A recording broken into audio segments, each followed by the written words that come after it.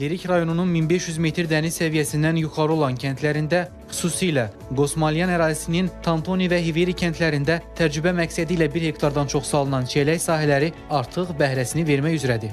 Təsərrüfat sahibləri bildirir ki, bu yüksəklikdə çiyələk yetişdirmək həm də ekoloji təmizlik deməkdir. Əvvəllər öz həyətlərimizdə, bağlarımızda çiyələk əkmişik. Çox dadlı, fərqli məhsul verdiyinə görə belə bir qərara gəldik ki, biz intensiv çiyələk bağları salmaq burada uyğun olar. Çiyələklərimiz Murano sortudur. İtaliyadan gələn sortlarımız da var. Masallı Cəlilabadda xüsusi işitirliklərdən aldığımız sortlar da var. Totunu kəndində 1 hektardan yuxarı çiyələk bağı salınıb, intensiv üsulla və artezyan quyu qazılıb, mütəmadi olaraq suvarlı, yəni damcı suvarmanın. Əslində indi hal-hazırda iş alaq otları ilə təmizlənməsi mexaniki əl üsulu ilə aparılır.